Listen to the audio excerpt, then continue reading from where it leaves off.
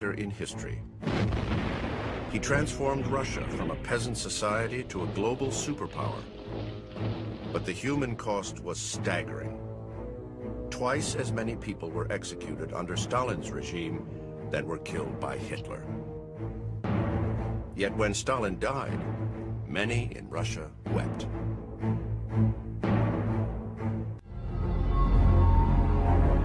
In 1902, during this May Day demonstration in the Georgian city of Tiflis in Russia, a young political organizer and convicted bank robber named Joshep is arrested. He is banished to the north of Russia.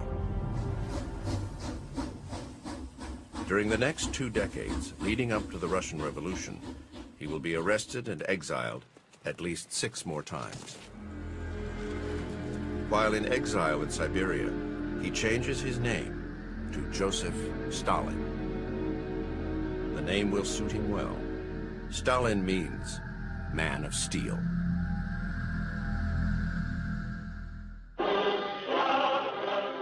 For over 200 years, the Tsar's family, the Romanovs, had ruled Russia. The goal of revolutionaries throughout Russia, including Stalin, was their overthrow. On the night of October 25th, 1917, the Bolsheviks stormed the Winter Palace in St. Petersburg. The Tsar is toppled. Vladimir Ilyich Lenin takes charge. A new communist regime is established in Russia. And while Stalin is a party member, he is not yet close to Lenin. Lenin didn't really know who Stalin was until the time the revolution really began to come out. But he was an organizer, you see. His gifts were those of organizing, and eventually he got into Lenin's inner circle, and Lenin depended on him. For the next 5 years, Stalin works as an enforcer, operating on the street level to maintain discipline in the Communist Party. He is tough and effective, and rises swiftly through party ranks. In 1922, he is elected General Secretary. It's probably best to consider Stalin to have been Lenin's right-hand man. January 21st, 1924. Lenin, father of the Russian Revolution, lies dead in the Kremlin. At the time of Lenin's death, it was unclear who would succeed Lenin as leader of the party. Behind the scenes, there is a power struggle between 2 possible successors. Leon Trotsky, one of the architects of the revolution, and Joseph Stalin.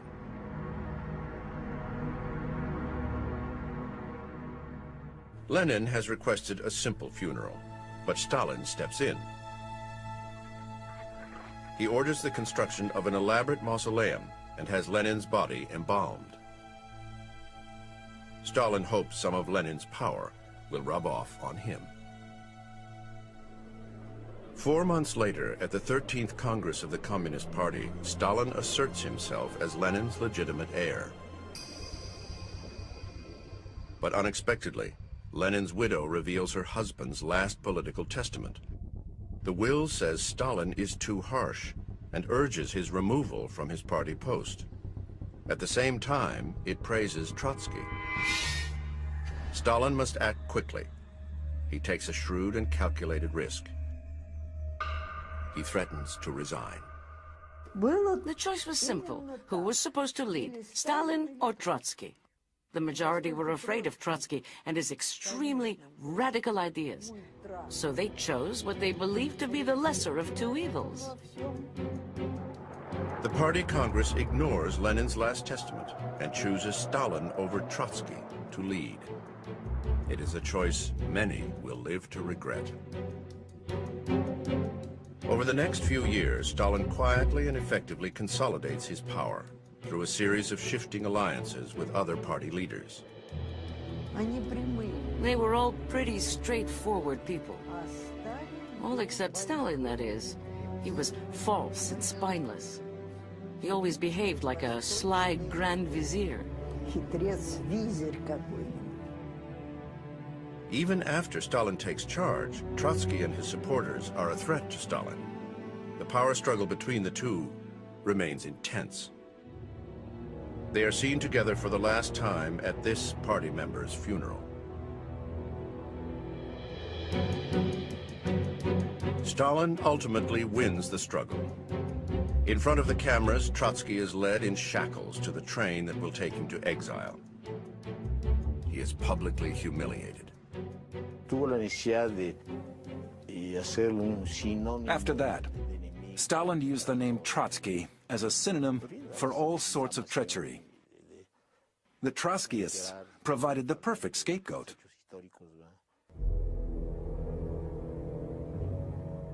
Stalin is forging his brutal style of governing. Those who oppose him are muzzled. He is turning a single-party rule into his own one-man dictatorship.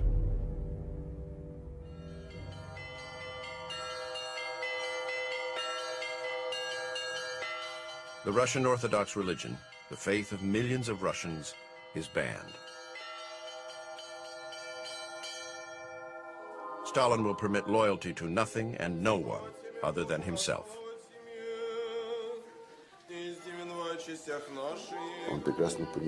And he also quickly realized another thing, that the religion he had cast off, spurned, had to be replaced by something else, especially with the Russian people. The Russian people believed in a simple trilogy: faith, the Tsar, and the fatherland. Stalin orders all religious imagery destroyed and offers Russia a new god: himself. His image would now hang in every home. So there was an exchanging of icons. That was inevitable. The whole system of power rested on it.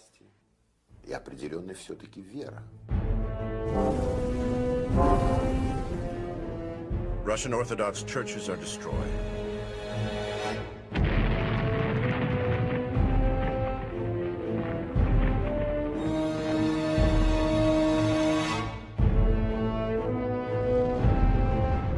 Russian Orthodox priests are targeted for execution. They chopped off the heads of the priests and left their bodies to freeze in the ice.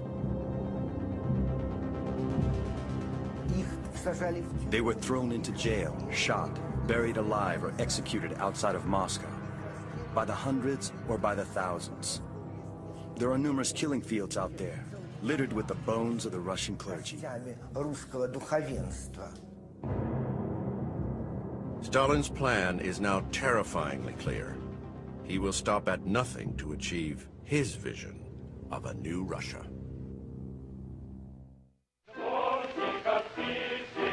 After 3 years in power, Joseph Stalin announces his first 5-year plan. He envisions a new Russia. He launches a program of crash industrialization that is designed to turn the country from a peasant society into a global power.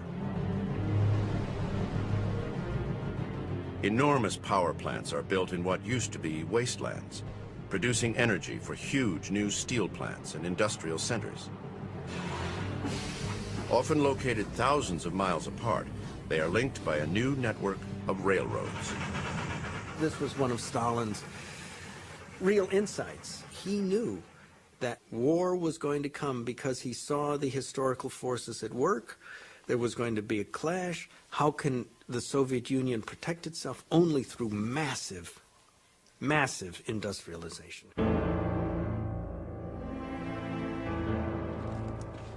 In Stalin's master plan, peasants and their small farms are sacrificed to the cause of modernization.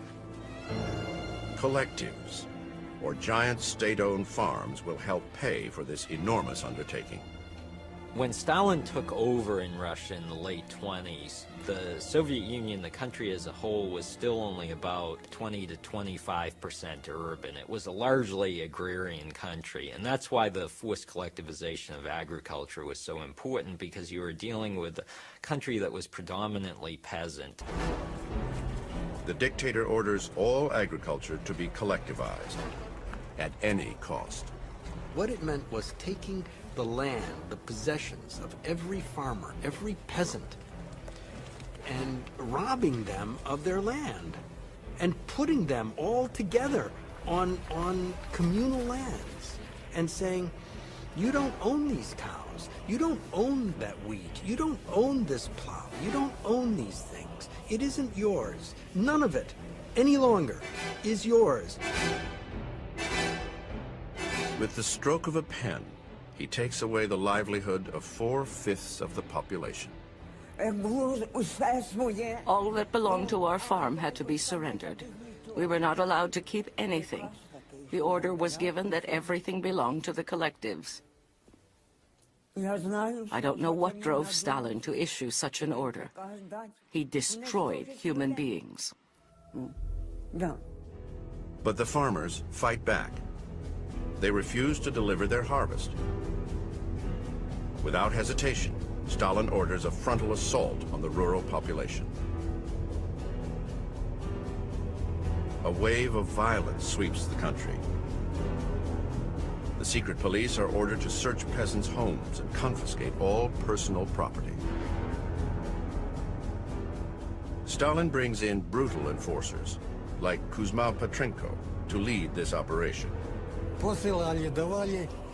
We were sent off. They gave us a few horses, a carriage, or in winter, a sleigh. Then we went to the villages and systematically searched every single farm and house, one by one.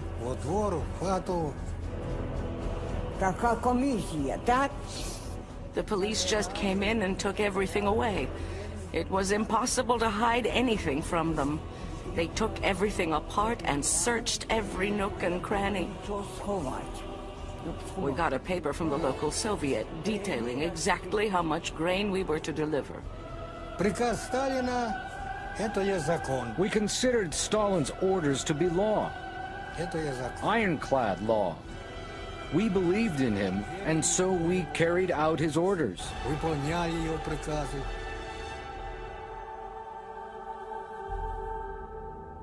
Land is simply seized, and kulaks, or landowners, are declared enemies of the people.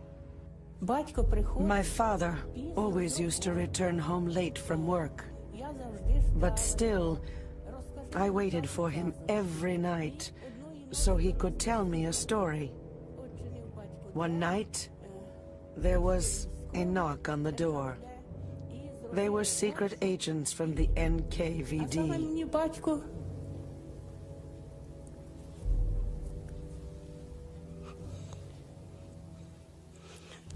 And while my father was telling me my bedtime story,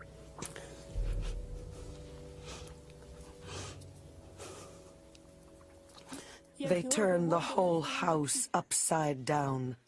Then they arrested my father. And as they led him out of the house, he called to me, "I will be back. I am innocent after all." And then I will finish the story. I am still waiting. I am still waiting today.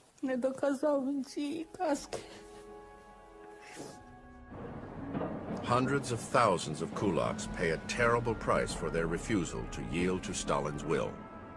They become the first prisoners of huge new work camps. It is the dawn of the age of the Gulag. He reduced his people to slavery.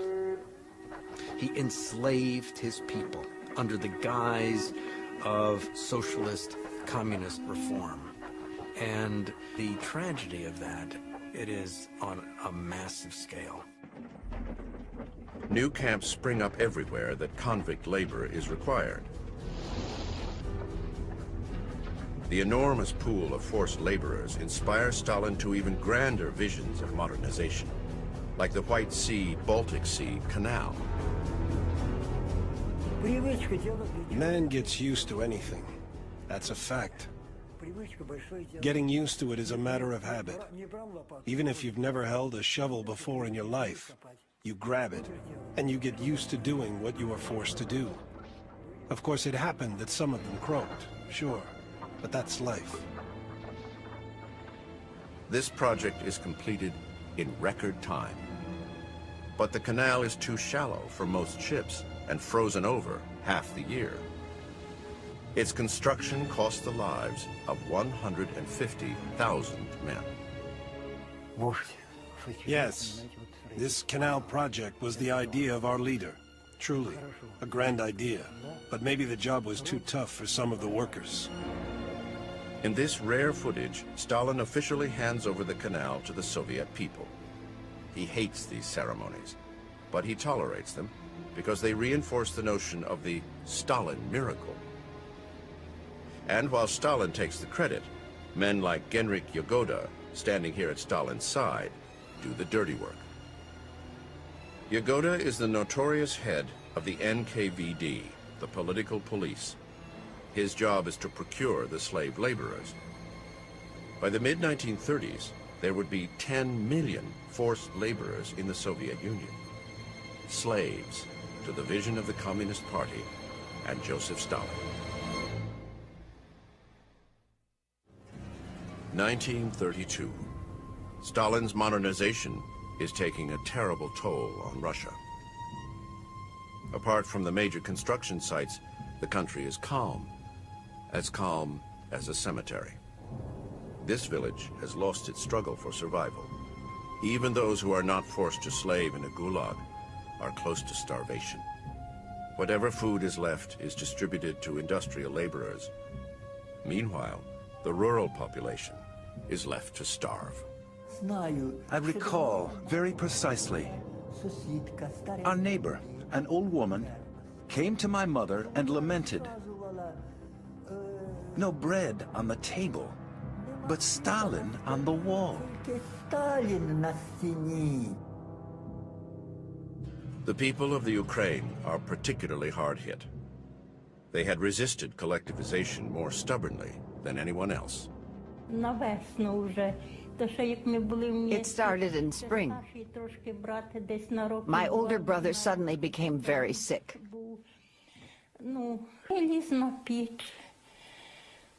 When the undertaker came, he pulled my brother from the stove and put him on the hearse. And then he grabbed my mother and laid her next to my dead brother, although she was still alive. I started to cry, but the undertaker only said, "Shut up. You want me to have to come again tomorrow? She is barely breathing."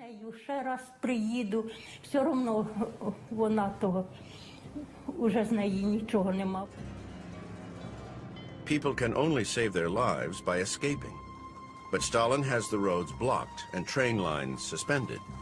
There is no way out. Millions of Ukrainians are trapped. The next year, almost impossibly, it gets worse. One day, a classmate was absent. After a few days, our teacher suggested that we start looking for him. When we ran into his neighbors, they warned us not to go into the house. Something horrible had happened to him. He had been killed by his own parents, who had gone mad from hunger.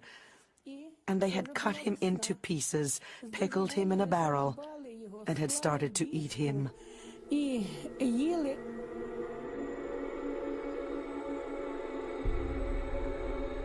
The sheer murder of people as a result of this is almost incalculable.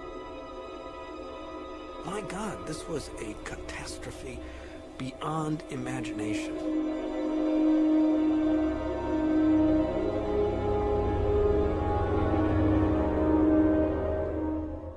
While 5 million people are starving to death in the Ukraine, Stalin exports 5 million tons of grain.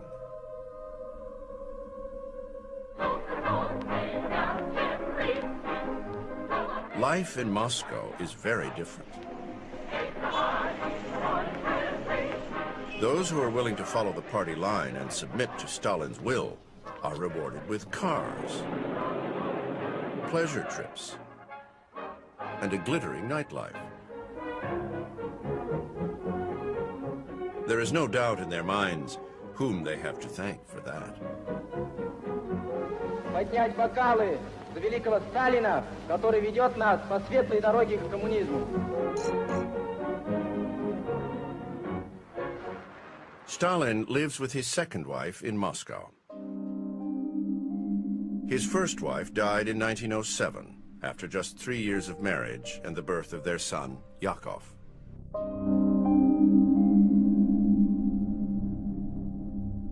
In 1917, he married Nadezhda Alliluyeva, a teenager and ardent communist. Their life together is lived in almost total secrecy inside the Kremlin. And while they have 2 children, Vasily and Svetlana, Nadezhda sees very little of her husband. This is one of only 2 pictures that exist of the couple in 15 years of marriage. The picture with the Rolls Royce. Take a good look. Stalin is sitting in the front next to the chauffeur, and in the back sits a very lonely, hunched-up young woman. See? That sums up her situation precisely. She is miles away from him, and she is very lonely. Nadezhda wants to escape from the golden cage that is the Kremlin and make her own way as a Soviet woman. At the age of 30, she starts to study at the Moscow Engineering Academy. All the students who came to the institute from the villages told her about the terrible poverty and awful hunger that prevailed throughout the country. She was shocked at this and told him about it. Of these students, nothing more was heard. They were all killed. She tried to talk to him about it, and that caused outbursts of rage because Stalin was not just a husband. He was a Georgian husband. He was a husband from the East who would not allow his wife to have a different opinion. A different opinion in his eyes was tantamount to betrayal. In fact, there's a letter that Stalin wrote to his wife in which he asked her not to participate in politics and to not allow herself to be manipulated by people into passing information to him or serving as sort of a back conduit, an unofficial channel to communicate things to Stalin. November 17th, 1932, the 15th anniversary of the October Revolution. In the evening, there is a festive reception at the Kremlin.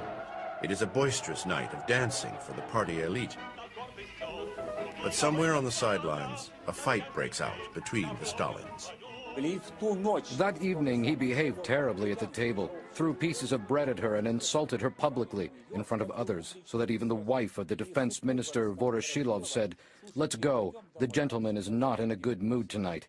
He was very aggressive, and she stood up and walked out. Nadezhda leaves the party in despair. The situation for her has become unbearable. Exactly what happened next is not clear to this day. A shot is fired.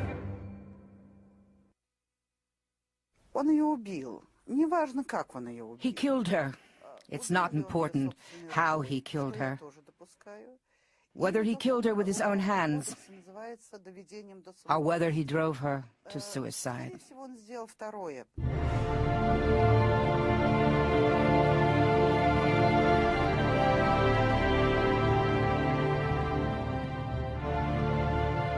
Stalin issues an official statement that she died of an inflammation of the appendix. When he saw her lying in her coffin, he pushed her away and said she went as an enemy. And now, on the basis of my experience of life, I think he realized that she had seen through him. And what she saw was not the way he wanted to appear.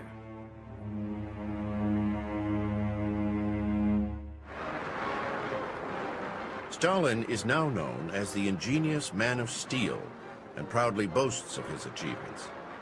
In January 1934, he convenes what is called the Party Congress of the Victorious. And while the delegates celebrate Stalin, they also praise another person, Stalin's close friend and aide, Sergei Kirov. Sergei Kirov was the head of the Leningrad Party, very powerful. He was young, he was handsome, he was Russian, whereas Stalin was Georgian.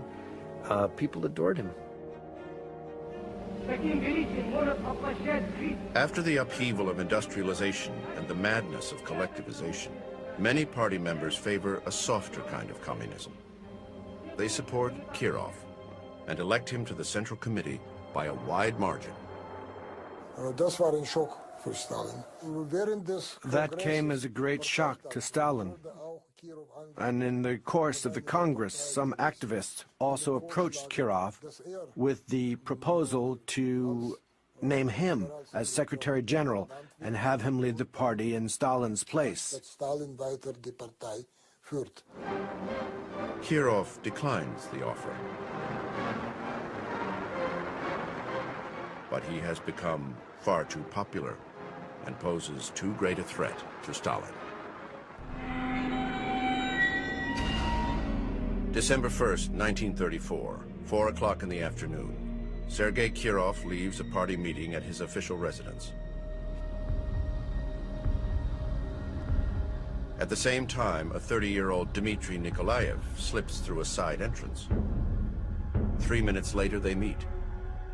3 shots, and Kirov is dead. Stalin had Kirov killed.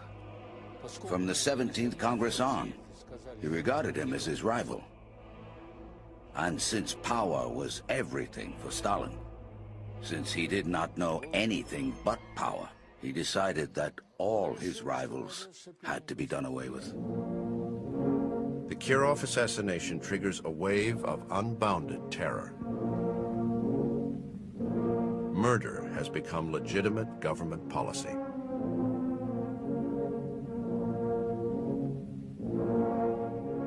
Of the delegates of the 17th Congress alone, 90% were shot, because so many of them had voted against Stalin, and since he did not know exactly who had voted against him, he had everybody shot to be on the safe side. After all, Stalin was Stalin. 98 Central Committee members are shot. 1,100 party members are arrested, sent to the Gulag, executed. Stalin calls them enemies and spies. He will soon turn Russians against Russians.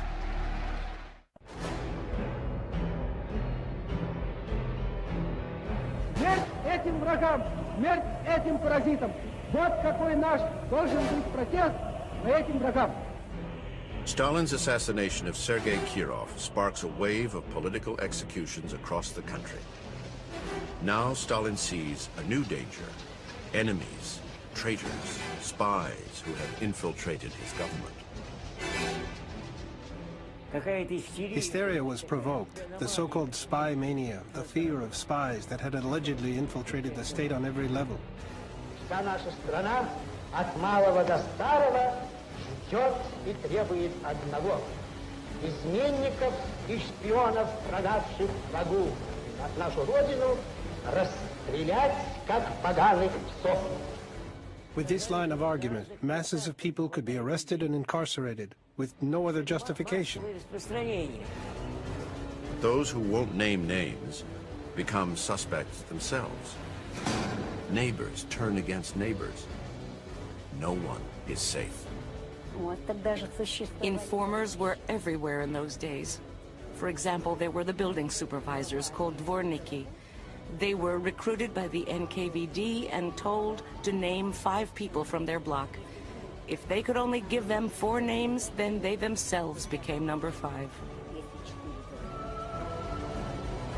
In the dead of night at 4 a.m., the NKVD, Stalin's secret police, sweep the neighborhoods. Being arrested was a relief. There was no need to tremble anymore. It was done. It was over. This is the Lubyanka in Moscow, headquarters for the secret police. In its basement, a notorious prison, the scene of numerous torture sessions and executions. Both victim and interrogator remember. That was the way the NKVD worked. First, you are locked up, and then they would always find a legal pretext. And if the law didn't exactly fit, they would squeeze your fingers in the door, knock out a few of your teeth. Most of the time, that would make you sign. Yes, that happened quite a lot. If somebody didn't make the right statement, we would beat it out of him. Under physical pressure, he would confess crimes that he had never committed. You have to understand, I'm an interrogator. I cannot put my arm around your shoulder, compliment you, or have a nice chat.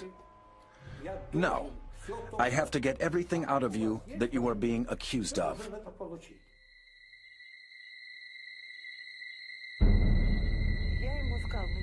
I told the interrogator, listen, I have done nothing, absolutely nothing.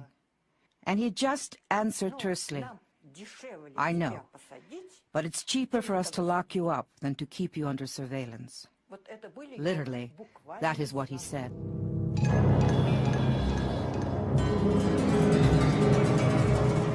Whole sectors of society simply disappear.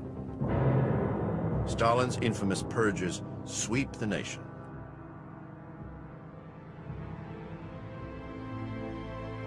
All over the Soviet Union, like here in Kiev, mass graves are reminders of the horror.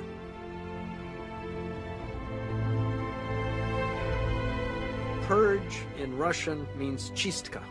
Chistka is cleaning up. If you were going to clean the cupboard in your house, you would be performing a chistka. But his chistka affected millions. In 1937 alone, over 900,000 people were arrested. And these were not all the people who were arrested. These were just party members who were arrested. Of them, 300,000 were shot outright.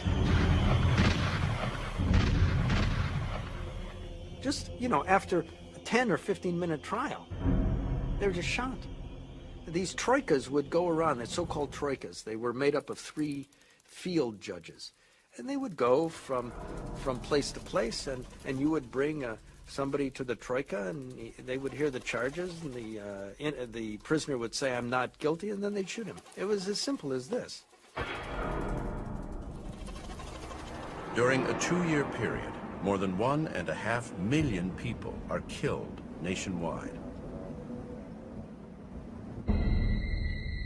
Known as the Great Terror, it is a meticulously organized mass extermination. Former monasteries become preferred locations for murder. Even the smallest village must meet its quota. Just like the production quota for timber, the quota for extermination was overfulfilled, especially among the country's elite. That was absolutely typical for Stalin's type of terror.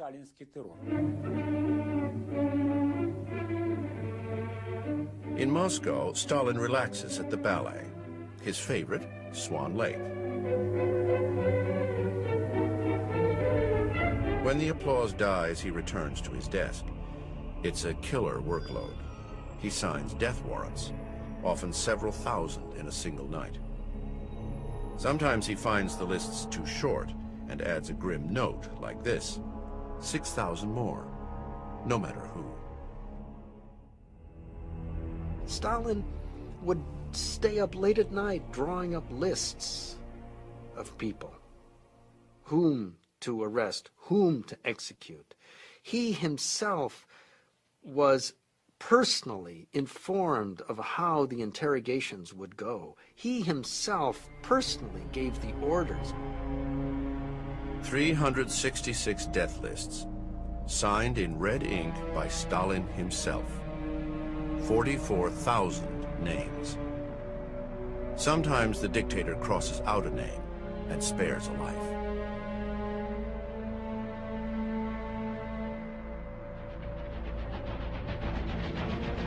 Those not executed are deported to the Gulag in Siberia, in cattle cars, under horrible conditions.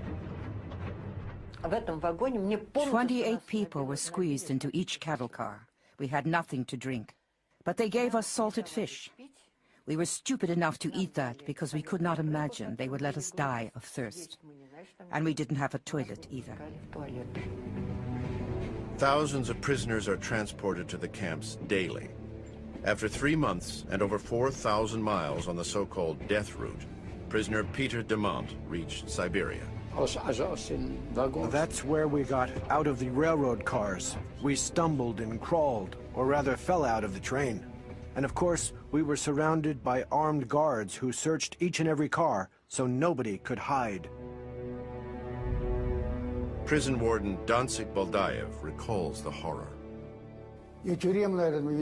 As far as the extermination of human beings through labor was concerned, the administration of each camp and of the entire camp system was organized in an incredibly efficient way, like clockwork. The Gulag was a slavery institution like no other. Yes, that's the way it was. And you have to understand my position. I couldn't just say no and dodge the system. Baldaev becomes the secret chronicler of the atrocities. These are the only authentic images from inside the Gulag.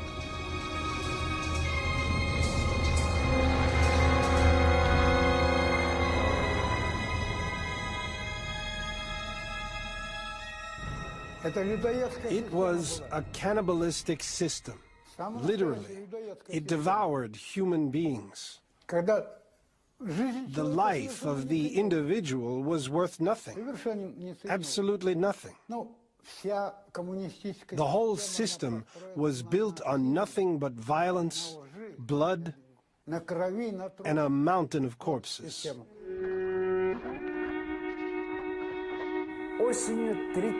In the fall of 1938, in October to be precise, we were 517 men. And in the spring of 1939, in the course of a single winter, that is, we were reduced to 22. Here at the edge of the Arctic Circle, millions of convicts had to dig for gold in a gulag named Kolyma.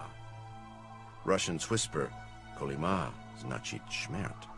Kolyma means death. It is a blood-curdling word, like nothing else. Like nothing else, it stands for suffering, misery, death, and human tragedy. By its second year, the death rate in this gulag is nearly 100%. They always transported as many prisoners to Kolyma as they needed. 100% of what the camp commanders requested was delivered, every year. For that reason, they did not mind masses of people freezing to death, or starving to death, or dying in other ways. They knew. Those who died were replaced.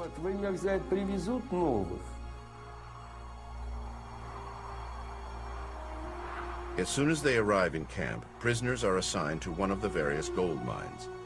Their quota? A staggering 100 carts of rock per shift per prisoner.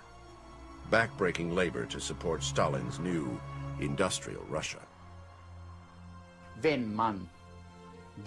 If you stayed well below your quota, that is, if you delivered only 70, 80, 40, 50 cartloads per day, you were not allowed to return to the camp. You received only 7 ounces of bread, the punishment ration, plus half a herring. And then came the next shift, the night shift, and you were assigned to the night shift. And if you did not come up with your cartloads again, you had to stay out again and had to work a third shift.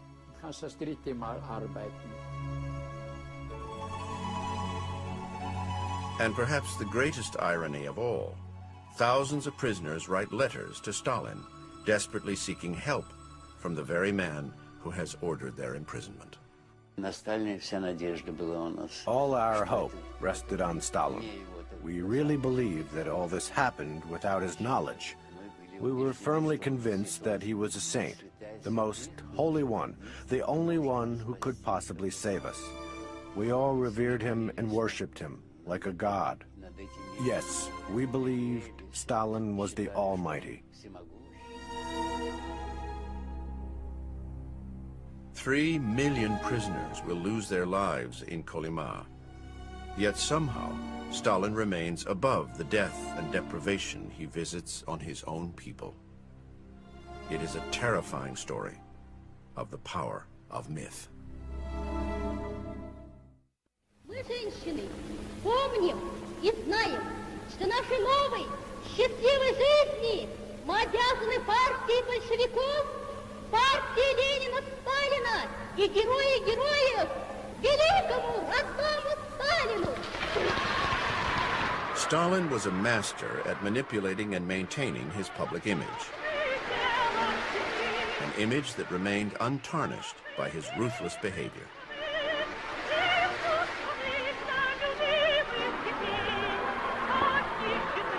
Stalin was a man of the people.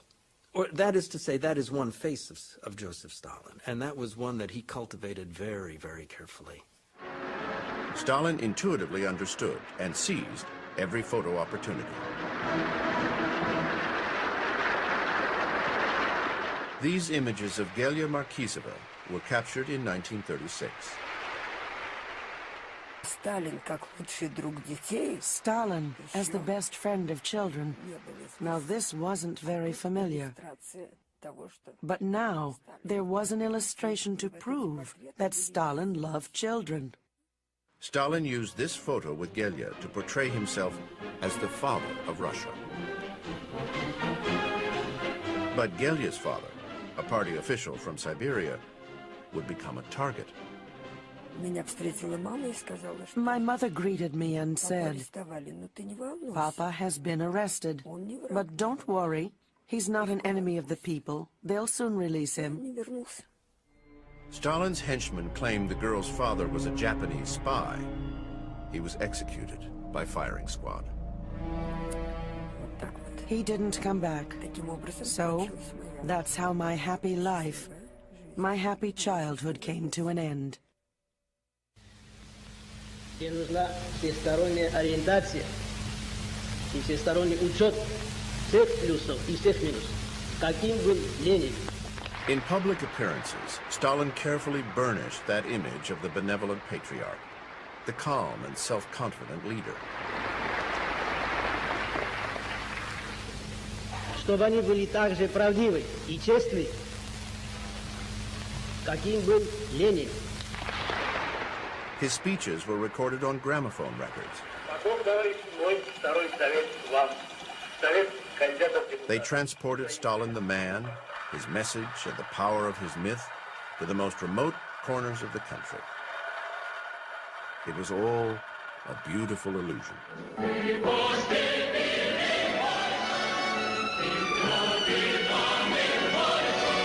But an illusion that was far from the truth.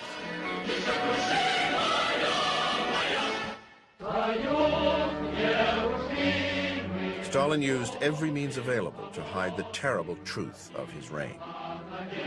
He commissioned heroic paintings, sculptures, and he paid particular attention to creating the perfect personal image on film. He had a double chin, and he knew it. And when we filmed him, he always tried to hold his chin straight, and he looked like this, see? Like this. But when he forgot to do it and let go, then you could see his double chin, and we had to cut out those sequences. I saw a group of people approaching, and among them was a man of very small stature. I look at him and I wonder, who could that be? After a while, I realized it was Stalin. He had a pockmarked face and his shoulders were very narrow. On the portraits, he was always depicted as being so broad-shouldered, so majestic. Всего наилучшего. This is how he wanted to be seen. His alter ego, the actor, Mikhail Gilovani. He was given only one role, that of Stalin. He played Stalin so incredibly authentically that once Stalin, on being shown a fragment from the film, claimed it was he.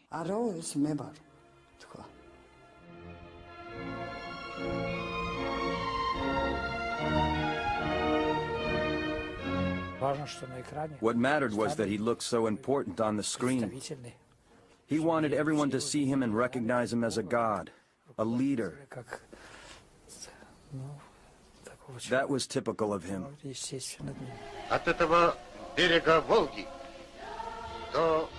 Stalin also created a powerful series of propaganda films that allowed him to rewrite his role in history.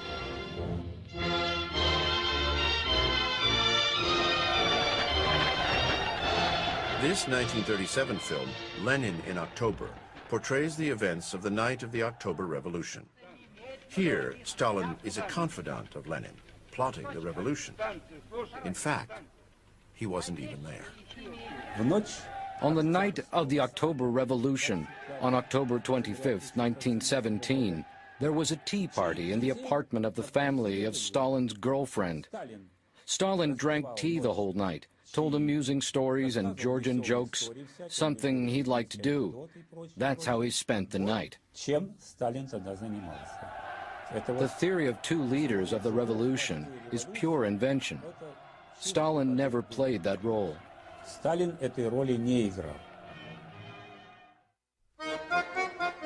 Stalin even rewrote his own history. Stalin was born in Georgia, a rough country on the edge of the Caucasus,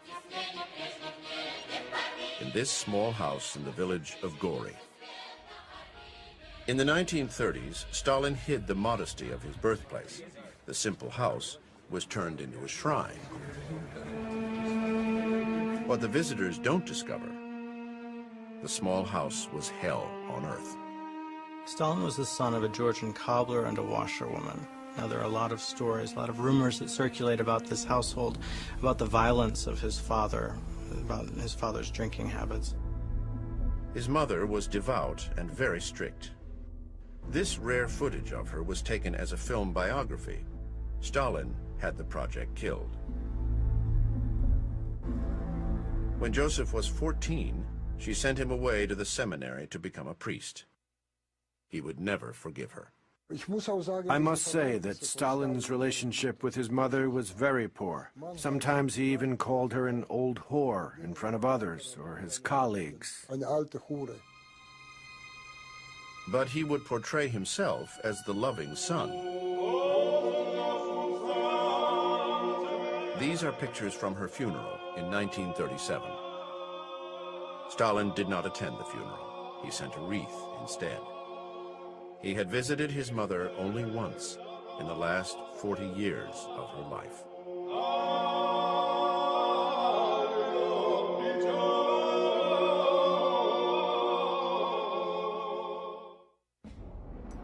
In the late 1930s, Stalin orders a wholesale purge of his fellow party members and military leaders. 8 of his top generals are executed. He was afraid of them. He was afraid they would rise against him tomorrow. He hated them all. They were the heroes of the Civil War, who also knew that Stalin had been a zero during the Civil War, and they had no respect for him.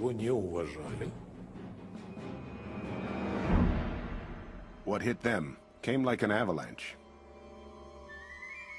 Over the next 2 years, 30,000 officers are executed. Stalin's army and navy is now leaderless. He decapitated the Soviet military. Why? So that those middle cadres would rise up, become leaders. Why? Because in them he would have total loyalty. Adolf Hitler begins deploying 4 million troops to Stalin's western border. Soviet factories are churning out tanks and planes as fast as they can, but Stalin needs to buy time. In 1939, he signs a non-aggression pact with Germany. Hitler agrees not to invade Russia. But Stalin has one account left to settle. The only surviving leader of the Russian Revolution. Leon Trotsky is living in exile in Mexico City. He is writing books about the revolution and Stalin. Stalin sends an assassin. On August 21st, 1940, Trotsky is dead.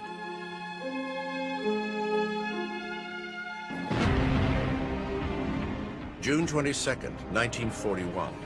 Hitler ignores the non-aggression pact and launches a blitzkrieg on the Soviet Union.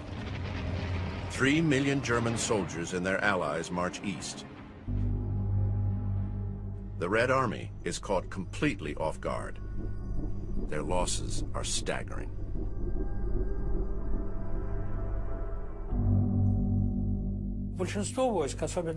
Most of the troops on the Western Front, especially in Belarusia, today's Belarus, had not been put on alert. So we lost more than 1,000 airplanes on day one.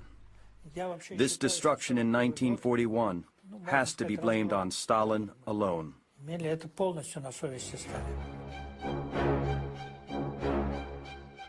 He truly believed what Hitler said, and that was one of his most severe and most absurd political mistakes, for which our country and our people had to pay very dearly. Stalin should have known. He should have known the war started that day. There were so many reports from Germany, Japan, and other countries.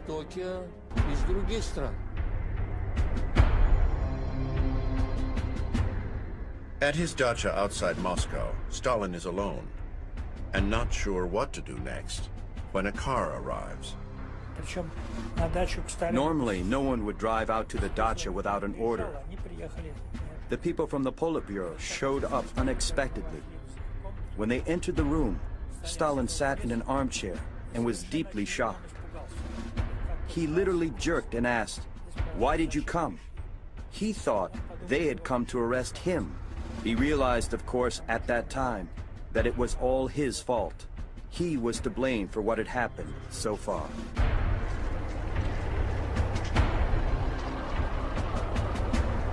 Within a few days, Germans advance more than 60 miles into Russian territory. The Soviets offer no resistance. Hundreds of thousands of soldiers are taken prisoner. Stalin does not heed his general's warnings. Stalin was not a man with any military knowledge. General Zhukov had warned him, "We have to concentrate our forces here and merely hold our position on the other fronts." But he did not listen. On the 3rd of July, a shaken Stalin addresses his people. He declares the war a patriotic war. For the first time, he does not play the role of father.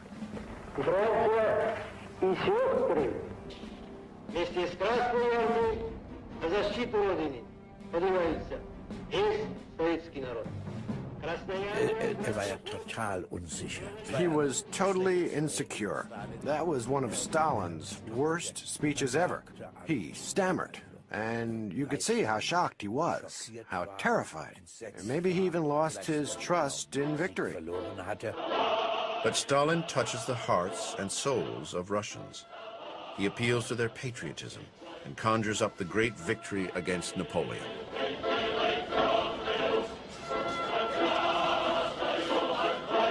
The people got into the trenches and shouted, "For the fatherland, for Stalin." His orders are clear. There will be no retreat.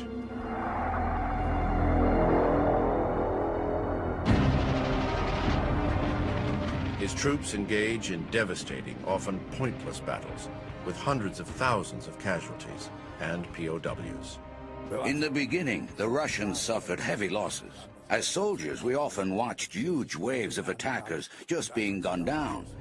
I would say for every German casualty, there were 10 on the Russian side. Their officers ran behind them, and when the troops did not advance, their own officers would shoot them from behind, wave after wave, and they were simply gunned down. The Russian soldiers are trapped, caught between German forces and their own desperate officers. An officer remembers one soldier's fate. He had been stripped of his epaulets and collar patches and was digging a hole. I did not understand what this meant. This man said, "Guys, I got lost. We're in the woods after all. I've been fighting and I will continue to fight." They told him, "In the name of the presidency of the Supreme Soviet, you are a deserter." He had to stand facing the pit. And then I saw someone shoot him in the neck with a pistol. And I saw him falling backwards.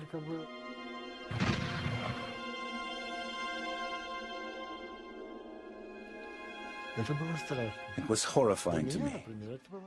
I absolutely could not understand why they did that, because when the boy told his story, it was like a confession in church. It was evident that he was truly lost. Not a day passes without executions of so-called enemies of the people, alleged cowards, deserters, and traitors.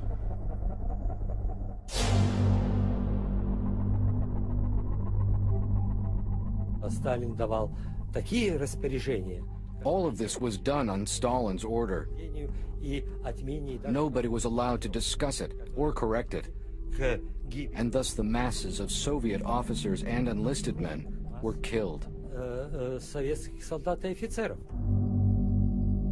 As Russian losses mount, Hitler divides his army and launches a three-pronged attack on Leningrad, Moscow, and Stalingrad.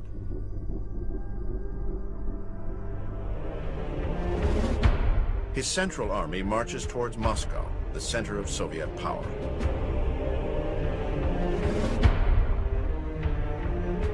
During the advance, Stalin's son Yakov is captured. Stalin is furious that his son surrendered. An eyewitness describes Yakov's interrogation. The interrogation was already underway, and the major asked, "Yakov Zhugashvili, what do you think about the progress we made during the past 4 weeks?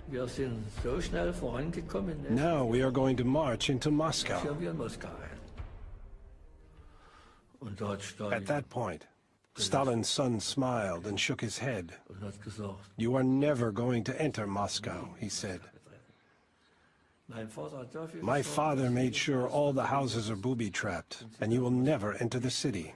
And the major replied, "We'll see about that."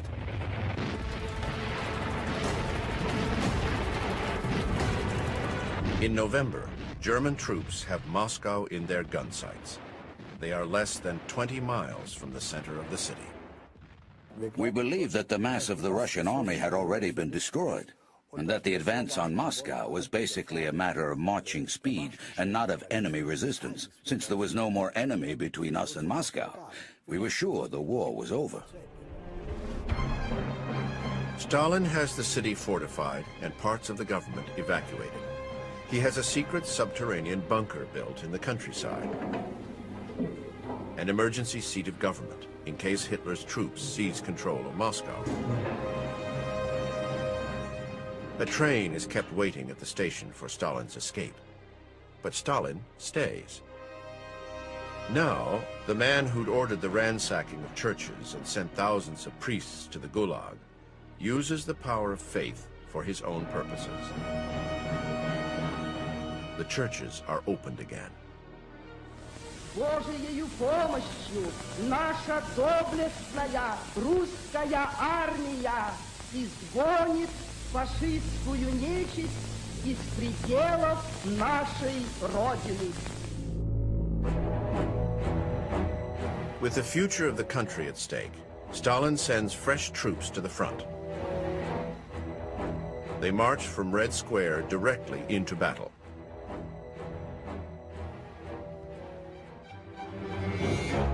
Stalin will also listen to the advice of General Zhukov.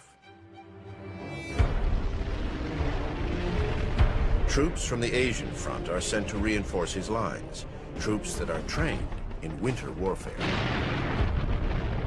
Stalin now gets the break he needs. The full force of Russian winter stops the Germans in their tracks. The tide of the battle for Moscow has turned.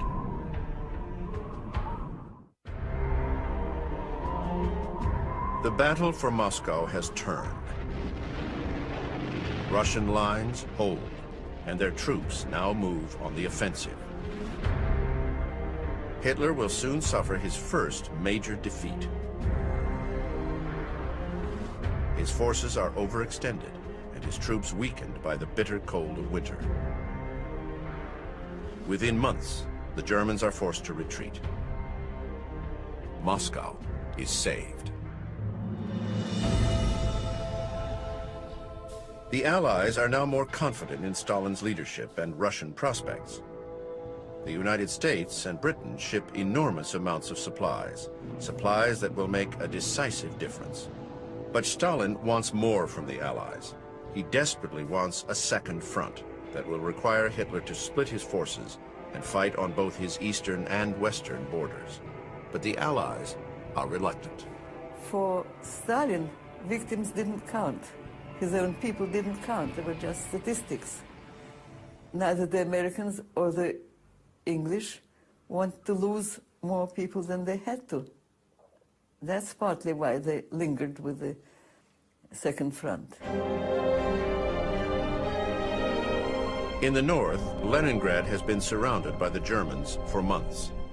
Stalin could have evacuated the city, but he decides the people should stand and fight.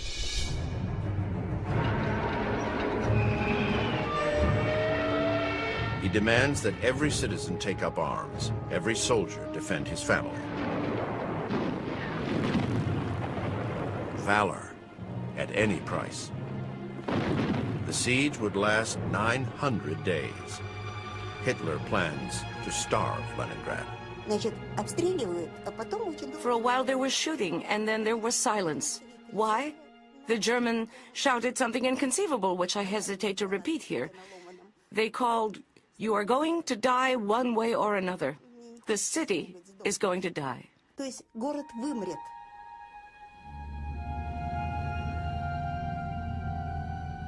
Leningrad becomes a symbol for the suffering of the civilian population. Families are torn apart. Children must bury children.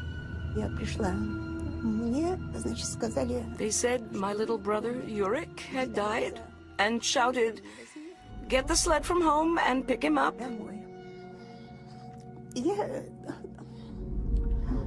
I didn't know how to tell my mother.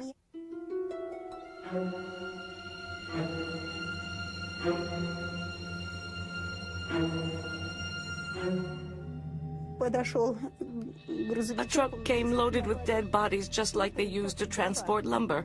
They were not sewn into a cloth, but lay there the way they had been picked up from the street. They were dumped into a pit. For a long time I stood there and watched. One of the volunteer helpers approached me and asked, "Why are you standing here, girl?"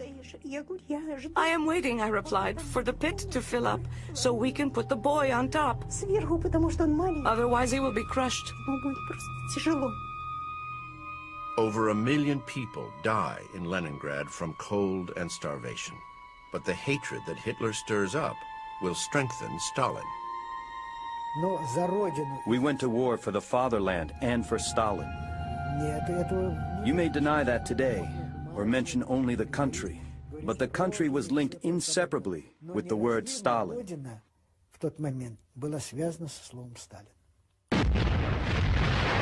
In the south, the German army is heading towards Stalingrad and the oil fields of the Caucasus. Stalin will defend the city that bears his name at all costs. Hitler desperately wants to conquer it. It is a battle of will and egos.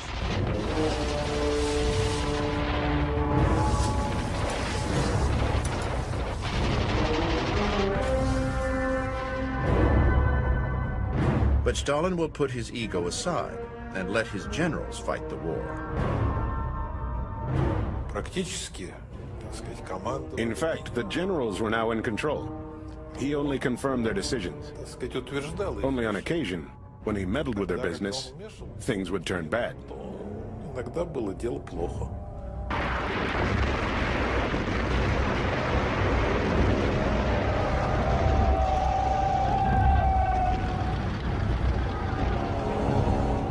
This new strategy brings victory for the Russians. Stalingrad marks the turning point of the war. German Field Marshal Paulus is taken prisoner. The Germans offer Stalin's son Yakov as a trade. When Stalin heard the proposal to save Yakov from captivity and let Paulus go in return, he thought about it for a while and then decided he would not swap a general for one of our junior officers.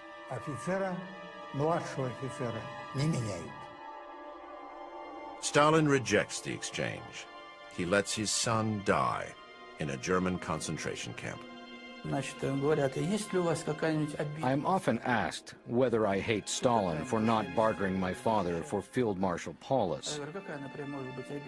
Well, I certainly would have had a better life if my father had been alive. But I usually reply that Stalin had no choice. Stalin was, after all, the man of steel.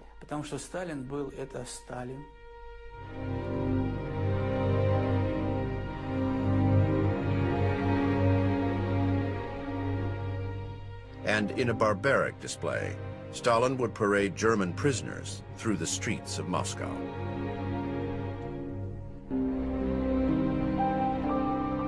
I went to the Red Square with a friend of mine whose husband was killed in the war at the front. And we stood and saw these animals, as we thought. And we saw wretched human beings. They weren't even red-haired, as we thought, you know, Fritzes. They were normal, wretched people going on and on and on. And I felt terrible, but I didn't want to say that to my friend because her husband was killed. And she turned to me and said, "I feel no hatred."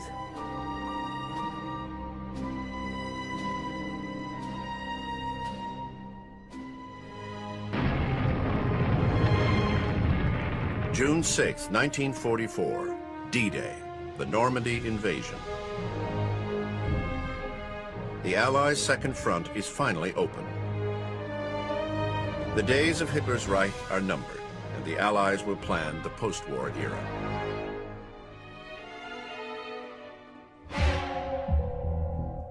Yalta in the Crimea. At a conference hosted by Stalin, the Allies meet. Stalin demands control of conquered German territories in the east.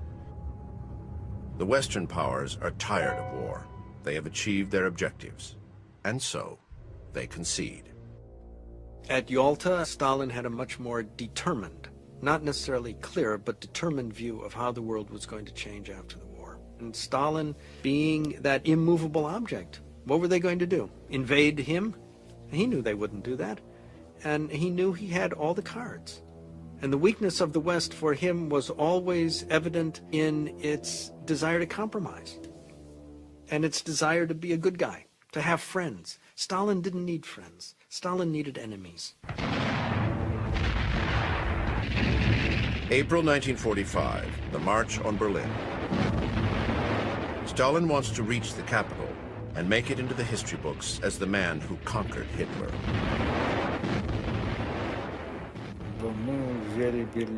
It was important for him to reach Berlin before General Eisenhower, especially since there was no resistance in the approach from the Western Front. He let tens of thousands die in senseless attacks just to take Berlin in time. Hundreds of thousands of lives were sacrificed, although the war was really already won. And in a final act of vengeance, Stalin orders thousands of German civilians killed when they attempt to flee.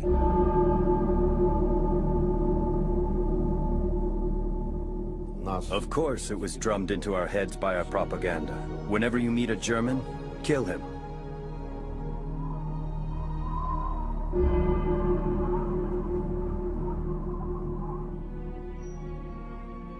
Berlin, May 1945. Stalin reaches his goal. During a tour of the city, high-ranking Soviets visit Hitler's bunker and discover his body. Stalin insists on secrecy.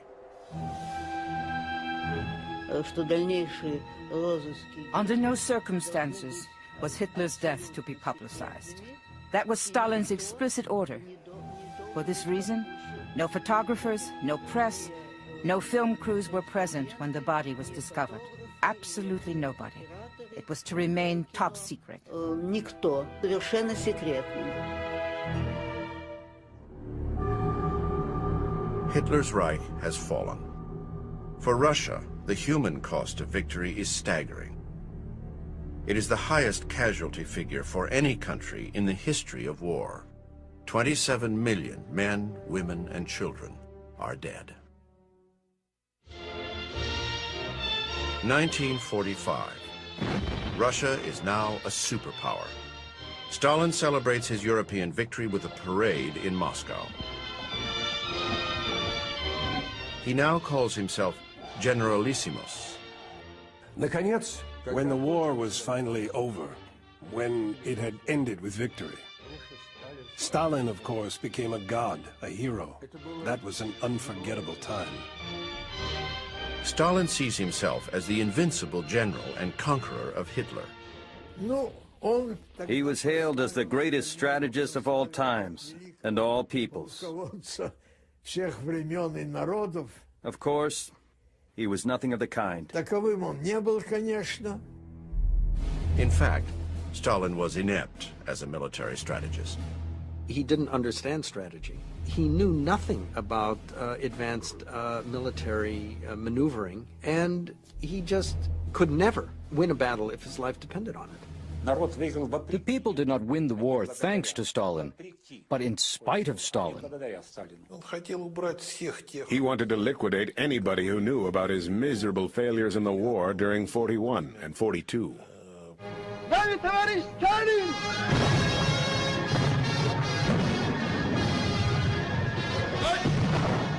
But in Stalin's fictionalized film version, The Fall of Berlin, he is the hero.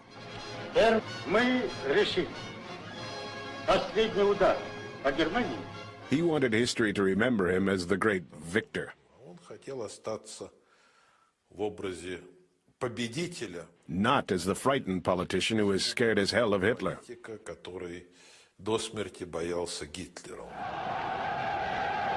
The propaganda film even includes Stalin's imaginary victory flight to Berlin.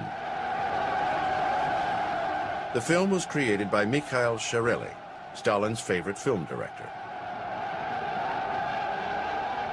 Sharely's daughter describes how scared her father was at the first screening. The film was running. My father was sitting at the back. Of course, everybody had their eyes glued to the screen, but my father was watching Stalin and observing his reactions. In the episode where Stalin emerges from the big plane and the whole of Berlin kneels down before him, my father saw that Stalin slowly raised his hand and wiped tears from his eyes. Only then could he breathe freely and said to himself, "I'm saved."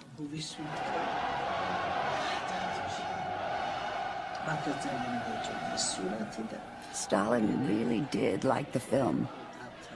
After the showing, he said to my father, clapped him on the shoulder and said, "Bravo, lad, bravo." And then he said regretfully, "If only I had done it and had really gone to Berlin." July 1945. Stalin travels to Potsdam in Germany to meet with the Allies.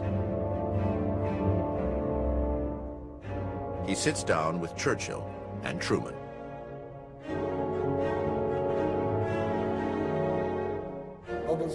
When he arrived in Potsdam, the first question that Churchill and Truman asked was, "Did you find Hitler's body?" And he replied, "No." Maybe he believed as long as there were rumors that Hitler could still be alive somewhere, the anti-Hitler coalition would stick together. But the Allies are too suspicious of each other, and the coalition will soon crumble. The superpowers divide the world among themselves. Stalin is now at the zenith of his power. But he is in constant fear of enemies, real or imagined. He travels on an armored train. Hundreds of miles of track are sealed off. He had a marked instinct of self-preservation. You could spend hours talking about his security system with a special train and armored vehicles. He had thought of everything. That's why no one stood a chance of toppling him. He was distrustful his whole life long. And the longer he was in power, the more power he had, the more distrustful he became. He thought they wanted to take away his power. Stalin retreats to the seclusion of his dacha outside Moscow. He becomes even more isolated and withdrawn. Stalin's daughter Svetlana is no longer close to him. I was his favorite, but also because I was good at school. Until I was 16, I didn't cause him any trouble at all.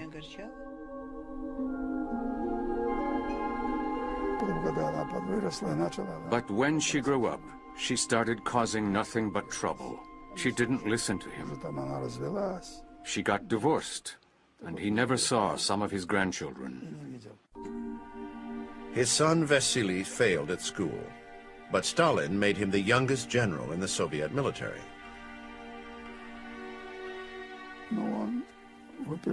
Well, he drank.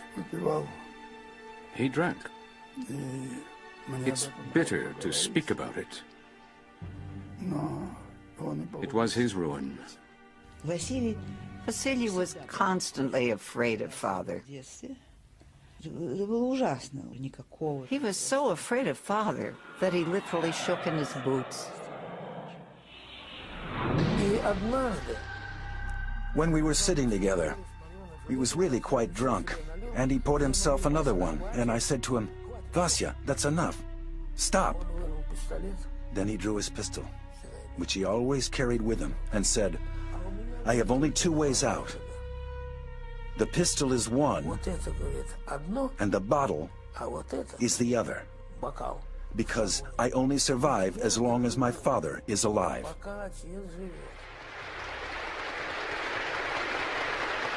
On his 70th birthday, Stalin makes a rare public appearance. There is a celebration at the Bolshoi Theater. Stalin took to the stage first. Honestly, believe me, the auditorium was raging. There was hysterical screaming. Everyone was overcome, jubilant. Choruses, "Dear Father, dear Father," like that. Дорогой, любимый, отец, дорогой, любимый, I.S.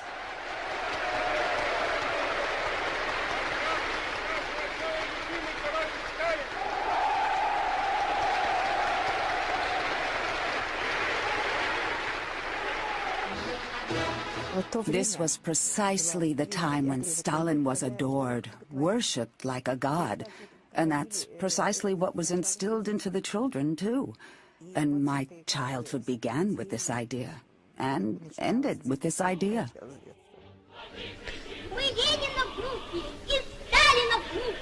Stalin had ruled the Soviet Union with an iron fist for almost 30 years and transformed a nation of peasants into a superpower.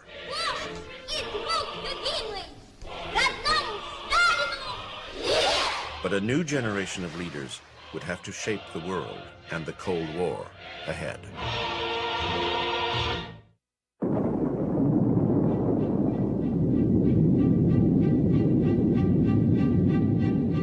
After the bombing in Hiroshima, Stalin sent scientists to study the effects of the atomic bombs. And he concluded, and this is a typical, perfect Stalin calculation, he concluded that the Nazi invasion of the Soviet Union was the equivalent of something like 4 atomic bombs. And as a result of that calculation, he deduced that the Soviet Union could survive a first strike from the United States. In 1949, Russia is a nuclear power and one of 2 superpowers. Stalin will test American strength at every opportunity.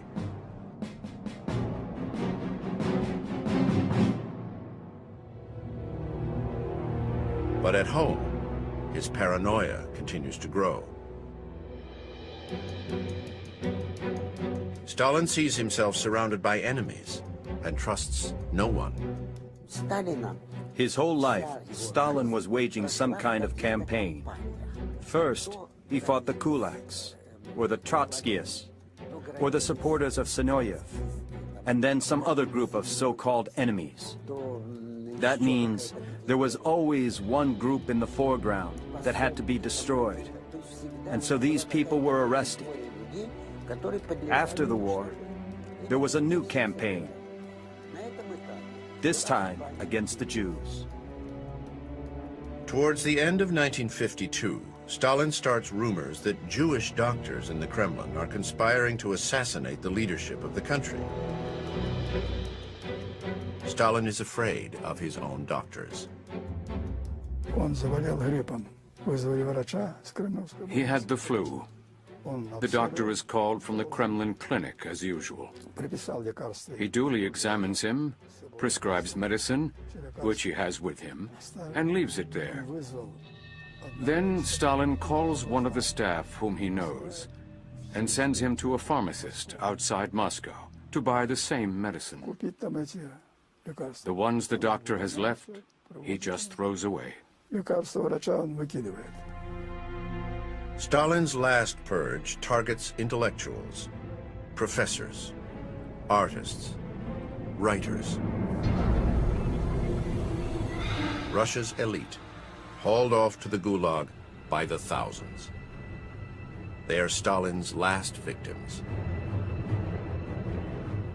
Stalin was not scared of his enemies outside. What he really dreaded were those on the inside.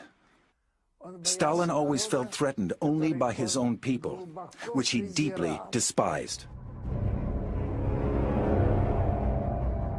In the madness of his last year, Stalin plots the use of the atomic bomb and the occupation of all of Europe.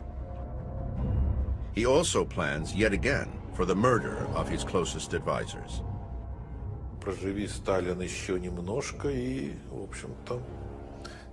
If Stalin had lived any longer, Molotov, Mikoyan, Voroshilov, and probably also Beria would have been the first to be arrested and liquidated. There were very clear indications for this to happen. And then it would have been someone else's turn. For Stalin was preparing an extensive purge. But on the 2nd of March, 1953, alone in his dacha, Stalin suffers a stroke. 3 days later, he is dead.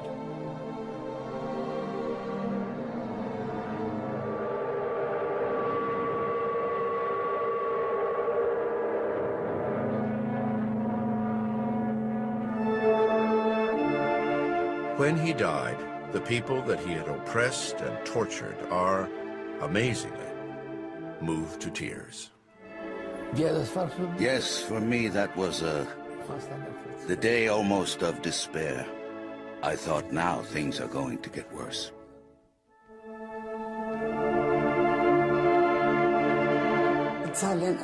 So many close relatives. I lost many because of him. I don't know why.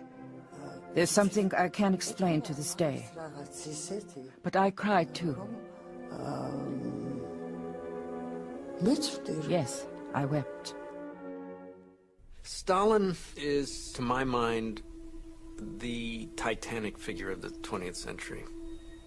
All the power of that Russian state and that Russian history was concentrated in one man. He knew how to take a peasant who was born without shoes and make him into a general. Wouldn't you love this man who was capable of doing that? Many alive today saw it, witnessed it, felt it. And if 20 million people died, well, what are you going to do? In the Gulag, there is no mourning. That day, I walked through the camp and thanked all the gods for Stalin's death. It was a secret joy, because it would have been dangerous to show it in public. He was the devil incarnate. The devil incarnate. Soon after his death, Stalin's son Vasily is thrown out of the army and spends the rest of his life in jail. His daughter, Svetlana, leaves the country, a refugee. And just 3 years later, Stalin's body is removed in the dead of night from the Lenin mausoleum. Stalin's successor, Nikita Khrushchev, denounces Stalin as a criminal. Then, slowly, the myth of Stalin also dies. In this earlier propaganda film of the October Revolution, Stalin stands next to Lenin. Now the truth has been restored. Stalin is no longer part of the picture.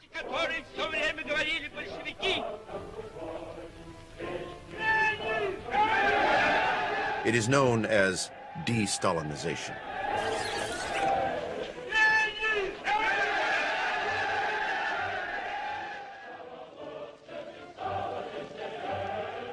Stalin, the man of steel. His monuments once loomed over every village.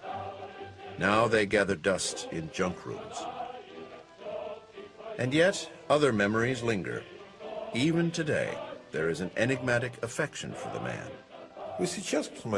Take a look at Russia today. Who is the hero? The hero is Stalin. Even Democrats in Russia would tell you, sure, Stalin had tens of millions of people killed, but he turned Russia into a superpower. His victims lie here, in the Russian soil, in Siberian soil. Priests, soldiers, and farmers. The innocent victims of a man who dominated the Russian landscape for over a quarter of a century.